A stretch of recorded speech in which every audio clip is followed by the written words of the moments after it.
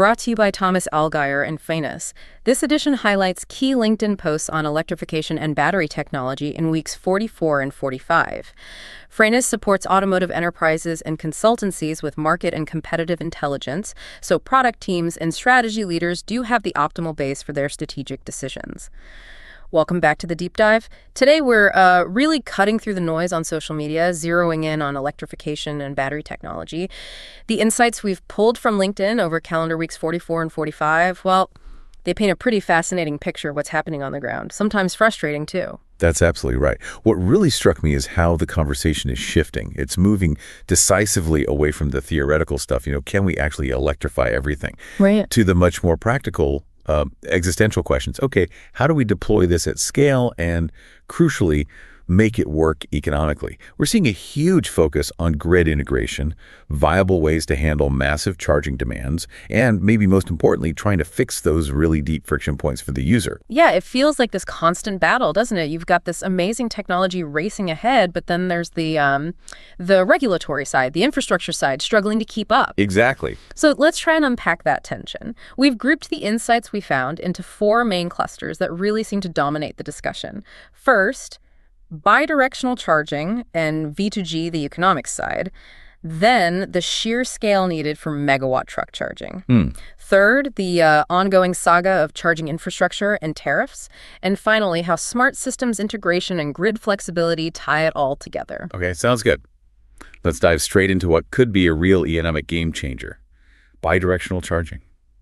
V2G, vehicle to grid. It's definitely not just a lab experiment anymore. Yeah. It fundamentally repositions the EV. It's not just transport. It becomes this massive, flexible energy storage unit on wheels.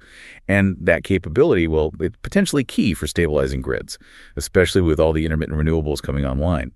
Plus, it unlocks completely new value for the owner. And we are seeing real market momentum now, aren't we? Particularly in Europe. Manfred Prisbilla pointed out the V2G rollout in Sweden with Volvo Cars and Vattenfall.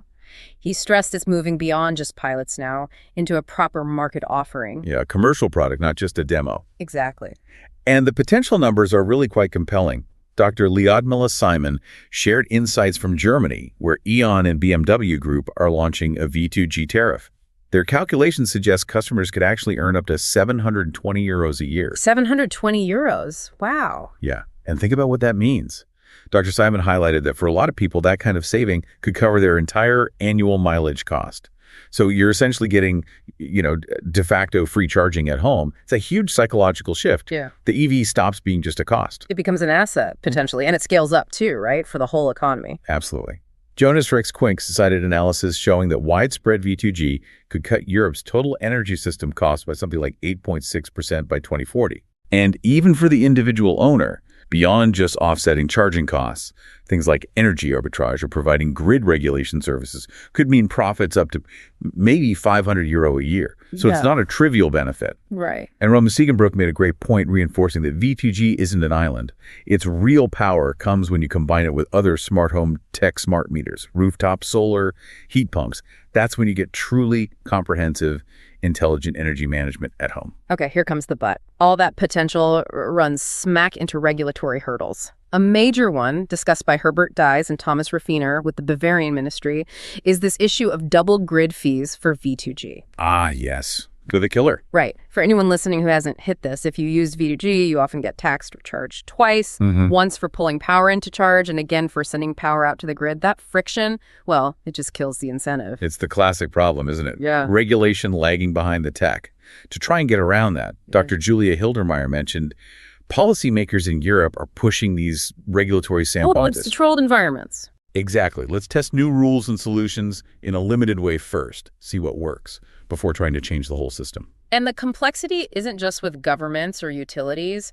Konstantin Pache highlighted the need for massive internal collaboration within big auto groups like Volkswagen, Audi, Skoda. Interoperability. Precisely. If every OEM creates its own proprietary BD system, it's dead on arrival. You need a clear, shared roadmap so it's scalable and works across different cars and chargers. That interoperability is absolutely non-negotiable for this to take off. Totally agree. Okay, so shifting from passenger cars to the really big stuff, heavy-duty logistics. The challenge is just scale up, quite literally. Megawatt charging, MCS. Yeah. The main takeaway from the sources here is that this high-power charging for trucks, it's moving fast from just being a concept to actual real-world operations on key freight corridors. And we saw some concrete examples of that. Frederick Zohm highlighted Germany's first public MCS point opening on the A2 motorway. That's part of the HOLA project, putting it right where the trucks are. Yeah, crucial placement. And it's not just Germany. Bogdan Teohari reported from Norway their first MCS station is up and running in Vestby, a collaboration between ASCO, Scania, and Chempower. And get this, got a 4-megawatt capacity. They're megawatts. Right. They showed a truck getting a significant charge in just 25 minutes. That kind of speed is what logistics operators need to minimize that crucial downtime. And making that speed and power reliable, that takes some serious engineering. Michael Domzalski noted how companies like Stobli are using intense thermal simulations. They have to make sure the MCS components, the connectors and cables, can handle those huge loads safely day in, day out. It's high-stakes engineering, and that whole supporting ecosystem is accelerating things. Wow.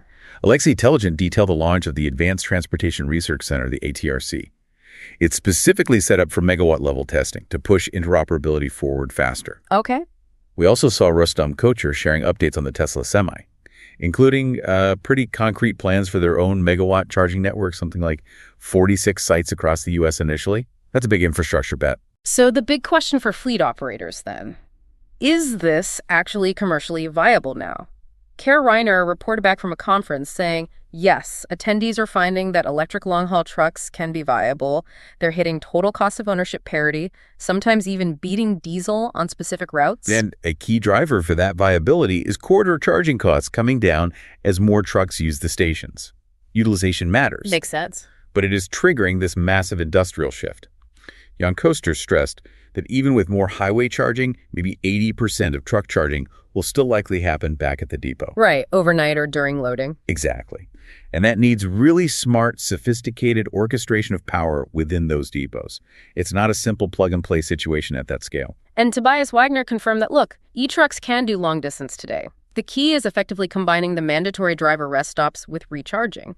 Using tools like the eTrucker app becomes vital to find reliable, validated charging points along the route. It integrates the driving and charging. So whether it's cars or big trucks, the hardware is getting there, the business case is firming up, but it all hinges on that public charging experience being reliable and affordable. Yeah. Which unfortunately brings us to some of the biggest pain points we saw reported in weeks 44 and 45. The accountability crisis. Yeah, that's a good way to put it. Angelo E. had a really sharp take. He argued the core problem is just accountability. He cited a Charger Help study finding that true uptime for public chargers is hovering around 74%. Oof. 74%. Yeah, think about that. Statistically, 1 out of every 4 times you pull up to charge, it might be broken. That's just not acceptable if this is going to scale. Angelo E. made the point that private networks really should be held to the same standard as the public ones funded by NEV in the U.S., which mandates 97% uptime. That 97% feels like the right benchmark, doesn't it? It does. Anything less, as he said, means the driver shoulders 100% of the headache when things go wrong. So uptime is one major headache. Price transparency is another. Casper H. Rasmussen called out the issue of hidden fees showing up on separate invoices, not on the main charging bill. Yeah, makes it impossible to compare prices fairly. Exactly. For consumers, but also for mobility service providers trying to offer competitive roaming rates. And then there are the session fees, the blocking fees. Wolf Schlachter questioned ENBW charging a blocking fee after only 30 minutes at a fast charger. Right, especially if that charger's at, say, a shopping center where you're expected to be for maybe 45 minutes or an hour. It just doesn't align with how people actually use them sometimes. It feels like optimizing the charger's turnover versus the customer's actual needs. But there is some positive movement, thankfully. We saw Lars Jacobs announce that ENBW is actually lowering prices across its tariffs from December 2025. So providers are hearing the criticism and responding, it seems. That's good to see. Competition and user pressure working. And regulators are stepping in, too. Marco Miller shared findings from the German Federal Antitrust Commission's 2025 report. What did they find? Basically, where you have high local concentration of chargers, one company dominates an area that correlates directly with high ad hoc charging prices, local monopolies, essentially. Makes sense. Less competition, higher prices. So the big change coming, linked to the European AFIR standards, is mandating data transparency, open APIs for tariffs, and real-time availability. Okay, that is a big deal. Yeah, it should allow apps and services to show drivers the real price, and if the charger is actually working before they even get there, should help break those local pricing issues. Definitely a step towards fairness. Yeah. And despite these struggles, the networks themselves are growing incredibly fast. Alexander Young celebrated Aero Pulse getting its third very good rating in Germany. Great for quality, but it also kind of reinforces that concentration point, maybe. Could be. But on the scale front, Piotr Polak highlighted the Toyota charging network now covers over 1 million charge points across Europe. And they're focusing on consolidated billing, making it easier for users. That sheer scale helps reduce range anxiety. Absolutely. Okay, so let's pivot to our final theme. Right. Moving beyond just the car and the charger, looking at the whole energy ecosystem, grid flexibility and smart systems. The idea here is that flexible operation of chargers, and also things like home heat pumps, is becoming really crucial for managing local grids and optimizing costs for everyone. Yeah, and this helps bust some myths, too. Bastian Giroux argued against the idea that EVs and heat pumps just inherently stress the grid. He says, no, if operated flexibly, they can actually relieve the grid. How so? By shifting demand to off-peak times or even feeding power back. But crucially, this only works if you have smart meters and dynamic grid pricing in place. Get that right, he argues, and it could save grid operators billions in expensive grid upgrades. Interesting, turning a potential problem into a solution. Exactly. Giroux also mentioned a proposed framework in Germany called Mispel. It's aimed at unlocking the potential of, get this, 12 gigawatts of already installed home battery storage. 12 gigawatts, that's huge. It is. But right now, rigid rules often prevent homeowners from using that storage dynamically with the grid.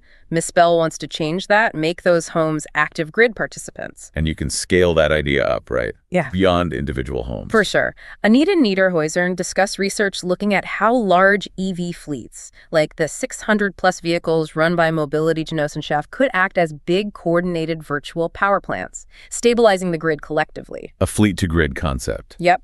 And thinking about static infrastructure, Robert Brem emphasized that batteries co-located at charging hubs shouldn't just be for simple peak shaving anymore. If you manage them smartly, they can become dynamic, profit-generating assets for the charge point operators, the CPOs, trading energy, providing grid services. But the charging hub itself becomes an active player in the energy market. Precisely.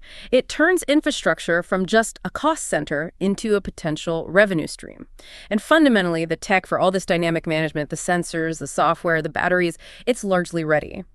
Jack Berger noted that dynamic grid tariffs are becoming central to making V2G work for users. They simplify things. Instead of complex signals, the user just sees, charge now, it's cheap. Makes it accessible. But here we go again. The bottleneck often isn't the tech. Janine Byers stressed that smart grid progress is being held back more by regulation and organizational issues. The same story. Yeah. Yeah. We just need more pragmatism, more speed in actually implementing the frameworks to let the technology do its job. We need to catch up with the hardware advancements we've been talking about. So if we try to pull this all together for you, the listener, the main tension we're seeing across all these LinkedIn posts is just crystal clear, isn't it? It really is. The technology itself, V2G, megawatt charging, even new vehicle architectures like BYD's 1000V platform that Raul Redondo highlighted, it's ready. It's deploying fast. But the system around it, the tariffs, the charger reliability and accountability, the regulations, achieving that crucial interoperability at scale, that's where we're getting stuck.